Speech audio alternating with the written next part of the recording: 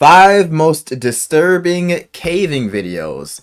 I don't understand why this is a thing. The cave diving, bro. You actually could not pay me to do this in any. I don't care how big the damn cave is. All them videos of them being in them really tight spaces, and it's not even enough room for you to turn around, and they're just crawling. I seen a video. There's some like some type of weird sticky shit on the ceiling, and it like bursted, and a whole bunch of spiders just started popping out and crawling man, I would light myself on fire in GTA 5 before I ever do some shit like that, bro. On May 6, 2019, YouTuber Connor Kelly posted. So if this is on the same type of timing as those cave diving videos, it's already a no. It's already a no. May 6, 2019, YouTuber Connor Kelly posted a video of him exploring an abandoned McCoy gold mine in the Nevada desert. However, what was supposed to be nothing more than a fun adventure with his family quickly turned into a disturbing experience. One that would likely stay with the group for the rest of their lives. Okay, so they lived. I'm gonna do a lot of talking at first, because there is always fear that the sound will bring down loose rock. The exploration of this mine started off quite normal, with the group staying silent to avoid causing an accidental cave-in, as seen by the text they put on screen. However, after about a minute and a half of treading deeper into the mine, Connor noticed something strangely reflective on the path ahead.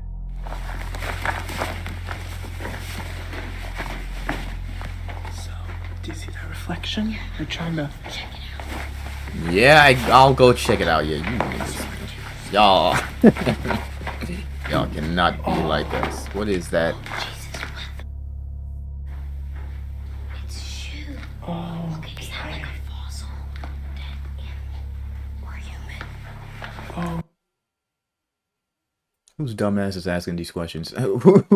Who's gonna say, is that a shoe of a fossil of an animal? What animal you know be wearing shoes other than people, gang? What is he saying to me? What is he saying to me? What they found reflecting back at them was a shoe, amongst many more, in a massive pile with random bones scattered throughout. Why are there so many? Actually, there's quite a few bones. Busted ass Adidas.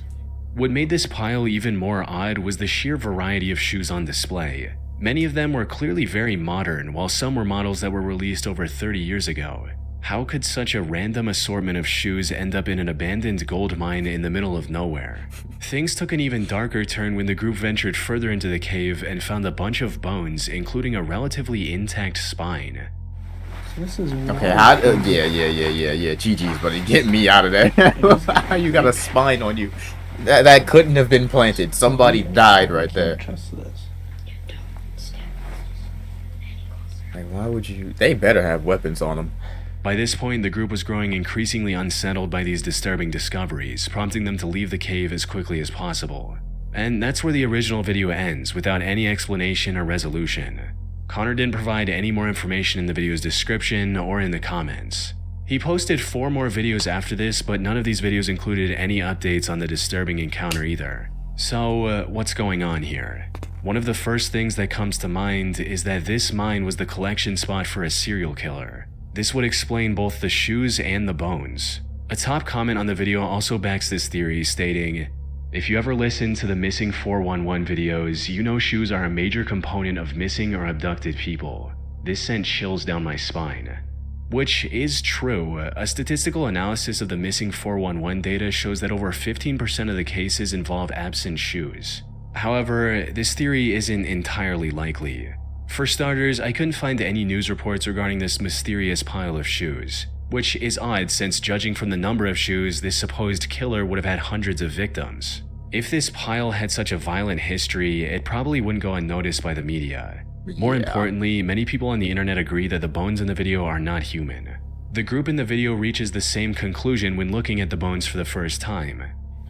No, it looks like a cow or a horse. Way too big for a human.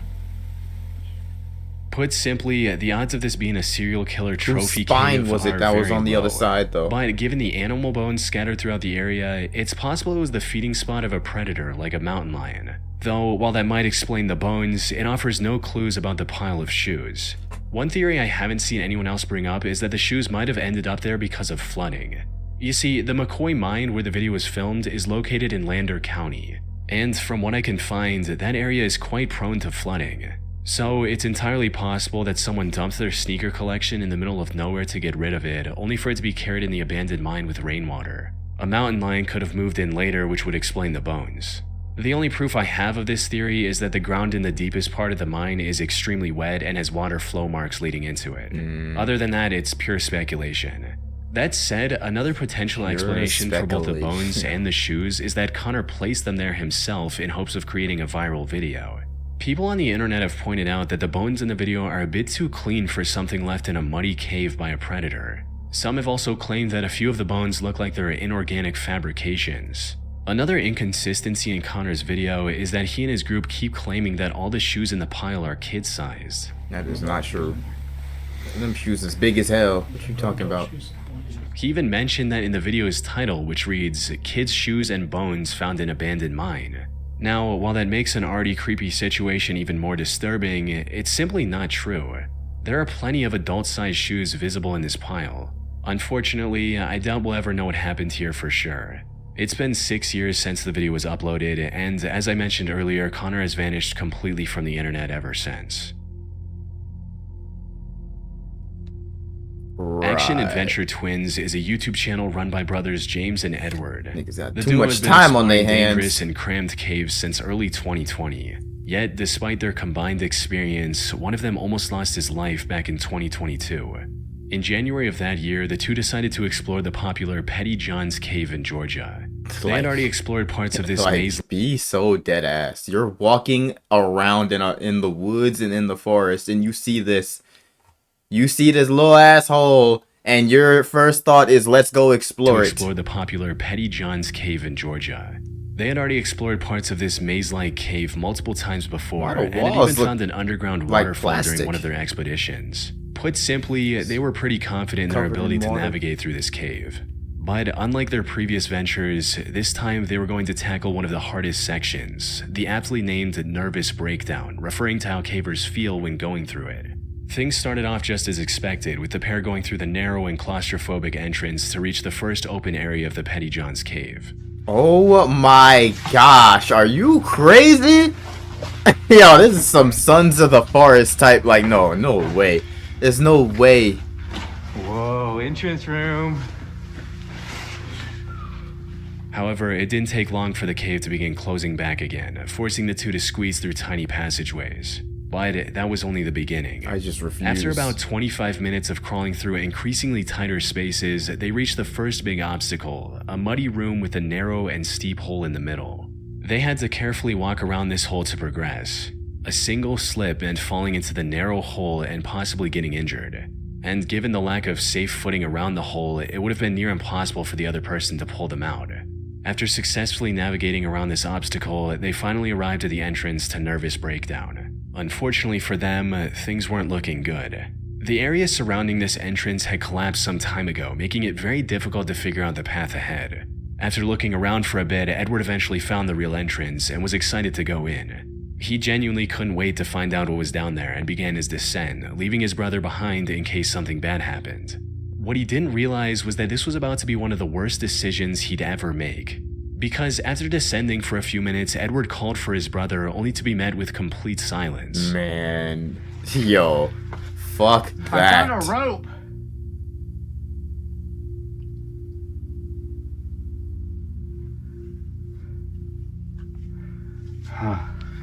I should have kept some damn walkie-talkies on you or something. I don't hear James anymore. Uh-oh. In other words, Edward was now lost in an unknown section of the cave without any means of contacting his brother.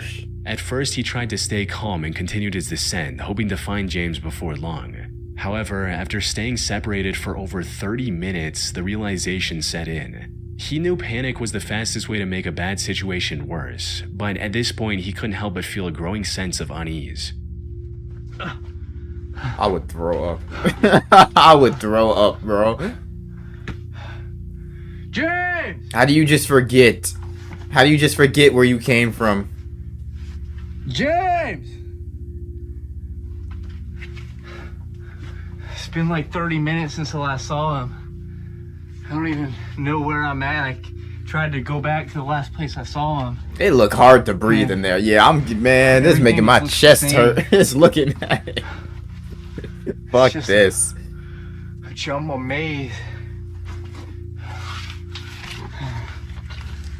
We should have never split up. Immediately start panicking. After I calling need out some to air. James many times I need with no some luck, air. he decided to retrace his steps and find the way back. Unfortunately, he had underestimated the difficulty of the maze he was about to enter. Every direction looked the same. The narrow passages and jagged walls made it impossible to tell where he had come from. To top it all off, his situation was getting worse with each step he took. If he went the wrong way, he could easily wedge himself into a passage too tight to escape, That or looks worse, plunge into a crazy. hidden drop-off. This is the true horror of caving. Even if he didn't injure himself, he could have just as easily wandered around aimlessly until his body gave way into exhaustion, leaving him lifeless in a cold, rocky crevice. The footage of him excitedly dropping into the nervous breakdown entrance would have ended with the camera recording his descent into confusion, fear, and eventually silence. Fortunately, that wasn't the end of his story. After going in loops for a while, Edward spotted a single piece of tape he saw on his way down. Oh. The tape. Yeah. I was about to say, Okay, like, this tape looks familiar. either tape or paint. You gotta bring Oh, yeah. something to mark your way. This has got to be the way.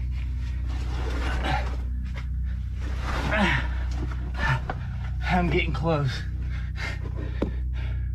James!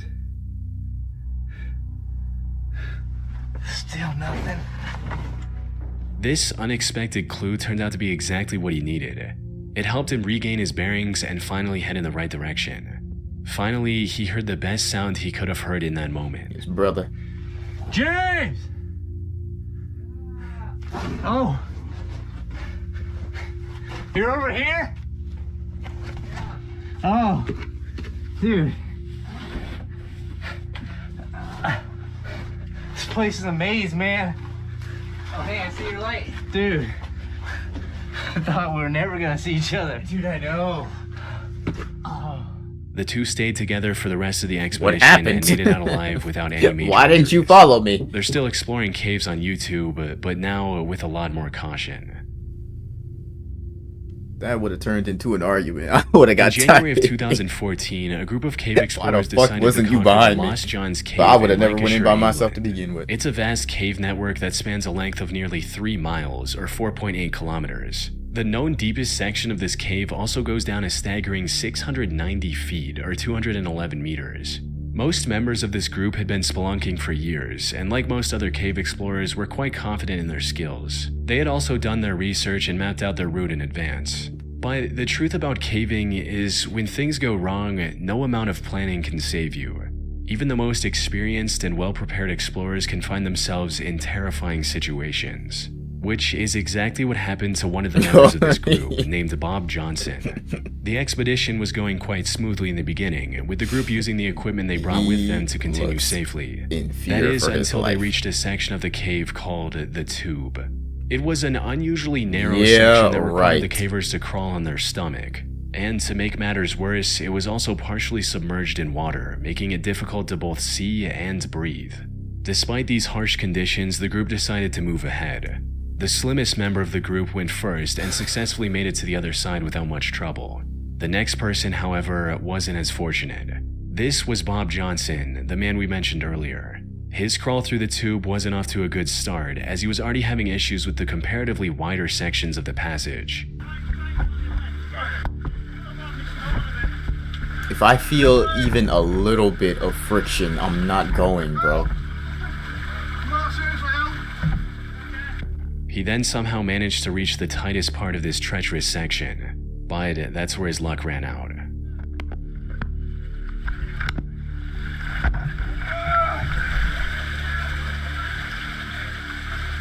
He is about to drown standing up.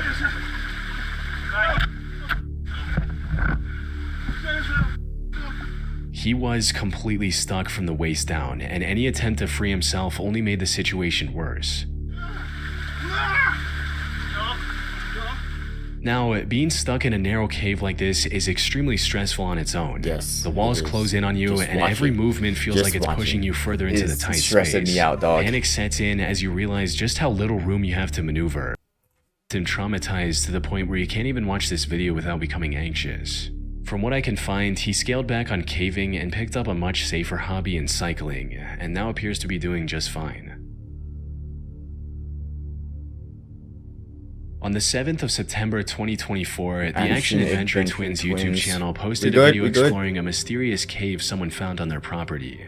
This is the same channel we talked about earlier, where the two brothers got separated and almost lost their lives in the maze-like cave. They've learned their lessons since and approached this one with far more caution.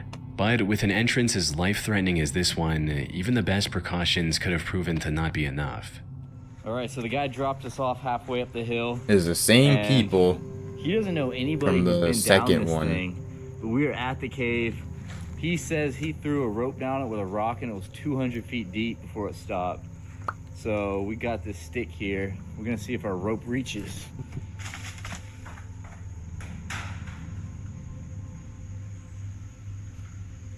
It's still, oh, you were right, it kept going. This alone is enough to terrify most people, with one person stating, "This channel has given me a new fear about walking in the woods.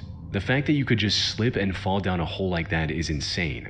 Now anytime I go anywhere, I wonder how many massive voids are right below my feet that I could fall into at any I moment." never even thought of that, But bro. that didn't deter Edward and That's James. actually crazy. They quickly secured their rope to a nearby tree and began descending into the steep cave.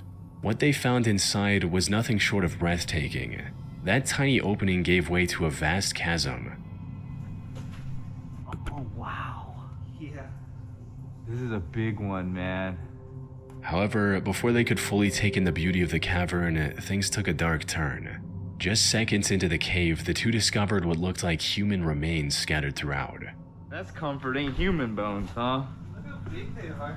Dude, look behind you. There's like a little shrine of them. That Dude, man, look behind that big ass spider on the wall. you. There's like a little shrine of them. Man, you got me fucked up. Cranium. There's like three Is that a human? big ass spiders on the top right. It's awfully round. Yeah, that looks human, man. That doesn't necessarily make. I don't know. I'm not a bone expert. From there, they continued exploring the cave as it kept getting bigger the further they went into it. They also discovered old caving equipment like ropes and harnesses already secured to the walls, a detail that only deepened the mystery surrounding the bones they had found earlier. If they did belong to a person, as the two suspected, it was possible they belonged to a previous explorer. This explorer likely had an accident and died in the cave without ever making it out. On their way in, they did find scattered bones right below the entrance. These were likely the remains of people who accidentally fell into the otherwise unassuming hole. However, the bones they found further inside were too far from the entrance to have belonged to someone who simply fell in. It's also possible that these remains belonged to the victim of a deranged killer. Someone who either had ended a person's life within the cave, or maybe threw the person into the hole and later dragged their body further into the cave. Some people, however, weren't convinced and accused the brothers of faking the whole thing, especially since the way Edward and James handled some of these remains felt a bit too casual. That said, while YouTubers faking these finds to get a viral video isn't uncommon, this one turned out to be true. The video received several comments from experts confirming that these remains were indeed real and human, with one such person writing, "My girlfriend and I are watching from Canada. I was We're gonna both say a paramedics, definitely a human femur and a human cranium. But this raised an even bigger question. When did the owner of Why these would you bones touch pass it? away? If they disappeared into the cave in the last few decades, this discovery could end up cracking an unsolved case. I ended up contacting the Action Adventure Twins to see what they had to say or if they had made any police reports afterwards. We ended up contacting the authorities about the bones. They were determined to be human and were apparently a Native American that either slipped and fell into the pit cave or was thrown in there after death and are 2,000 years old. While this did rule out the possibility that these bones belonged to someone more recent, the despair of whoever ended up in that cave alone 2,000 years ago is just as impossible to ignore. They likely fell into the cave, somehow survived the fall, and ended up starving to death while looking for a way out. Fell 200 feet onto them jagged On rocks October and 28, lived. 2004, 50-year-old died, Australian didn't he? airline pilot and scuba diver David John Shaw broke the world record for the deepest successful dive in history. Okay. He achieved this by Usually reaching when a they depth- when they started out like this and they show the person, they show the person their photo before getting into it, it's usually because they passed, but I guess not. depth of 270 meters in Bushman's Hole, one of the deepest freshwater caves in the world. The sole purpose of this dive was to break the record. However, when he reached the bottom, he found something that stopped him in his tracks.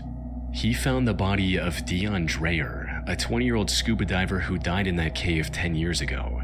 Since humans start sinking after a certain depth, Dion's body never floated back to the surface. Wow. Given the extreme difficulty and danger of diving this deep, any plans to retrieve his body were also cancelled at the time of his death. However, a plaque in his name was installed near the diving point of Bushman's Hole, which is how Dave knew what he was looking at. After staring at the body in shock for a few seconds, Dave immediately got closer and tried to retrieve Dion. Unfortunately, after a decade in the water, his tanks were firmly stuck in the mud. More importantly, Dave had already spent too much time at that depth. Staying any longer would have been fatal. So he decided to tie a line to Dion's body and return to the surface with the newfound information. Wasn't very steep. And when I saw the body over on to my left, I thought, oh, that's the end of going deep. So just tied my line to it. And by then I was, well, we won't discuss that. So I just left my line. The news of Dion's body being discovered spread quickly, eventually culminating in Dave talking to his parents and promising to retrieve it. After a couple months of preparation, the next dive was scheduled for January 8, 2005. Unfortunately, Dave's heroic attempt to bring closure to Dion's parents ended in a catastrophe far worse than anyone could have imagined. Oh no. Cave diving, aka underwater cave exploration, is far more dangerous than regular spelunking. The divers have to manage their oxygen levels at all times, avoid often sharp rock formations, and explore the cave system in a far darker environment because even the brightest flashlights aren't as effective underwater, all while making sure they don't get lost. Add in the immense pressure of 270 meters of water above, it becomes an almost insurmountable challenge, one that only a handful of people on the planet are capable of overcoming. So, everything needed to be perfect for Dave's operation to succeed. He worked with police divers, the defense force, and medics to ensure everything went smoothly, and they planned the dive second by second. According to the plan, Dave would use the line he tied earlier to reach Dion's body. After cutting it loose and putting it in a special body bag, he would begin his descent. This descent would have taken around 12 hours to avoid decompression sickness. So instead of holding on to Dion's body the entire time, Dave would pass it along to his longtime friend Don Shirley at 220 meters. Don would then hand it over to support divers located at various depths and keep checking on Dave for any issues.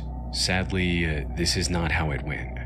An hour and a half after the dive began, the surface crew received an ominous message from the support divers, claiming that they hadn't seen any activity from Dave or Don. Shortly after, another message reached the surface. This one was from Don, stating that he's seeing Dave in the distance and he's not moving. Don's okay. Don's okay. So he. Okay, so I was right. While this message Right was about the making its picture way to the being shown. surface, Don tried to reach Dave himself. He exceeded his target depth, which resulted in his rebreather controller imploding. This also led to him suffering from oxygen poisoning and vomiting while 220 meters under the water. Fortunately, he managed to keep hold of the line and was eventually pulled out of the water still breathing. Dave, however, didn't make it. But when rescue teams pulled out his body, they made a shocking discovery. Dion's body was attached to the recovery line as well. Following the recovery, investigators looked at the footage captured by the waterproof camera mounted on Dave's head. This is what they saw. Though I should mention, I couldn't find the raw footage from that camera. The only clip of it online is narrated by Don himself, Dave's best friend who we just talked about who almost died trying to save his life. The footage shows Dave moving alongside the line to find Dion's body, and then trying to put it in the bag. Unfortunately, this is where the plan started falling apart. Dion's body was unexpectedly loose from the mud and was moving around uncontrollably. Dave tried to complete his mission despite this, only to end up getting tangled in the line. This line is just getting everywhere because this body is floating. It's not stuck. Everything's moving. Right. Light gets caught on the line there. Move it out of the way. Still got a nice bright light. All this effort caused him to neglect his gauges, resulting in Dave feeling the effects of nitrogen narcosis, which include poor judgment, trouble concentrating, and reduced muscle and nerve function. Put simply, he lost everything he needed to survive at that depth. He tried to cut the tangled line, but the lack of coordination made it near impossible.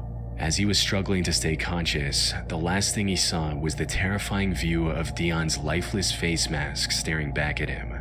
Shortly after this, Dave passed away. The only silver lining was that the tangled line kept Dion's body close to Dave, allowing him to successfully complete his mission by recovering the body, only at the cost of his own life. That is cooked, bro. That is super sad. Holy. Rip Dave. Holy. That I didn't like that one. I didn't like that one. Bro, the ones underwater, cave diving underwater is like genuinely nightmare fuel.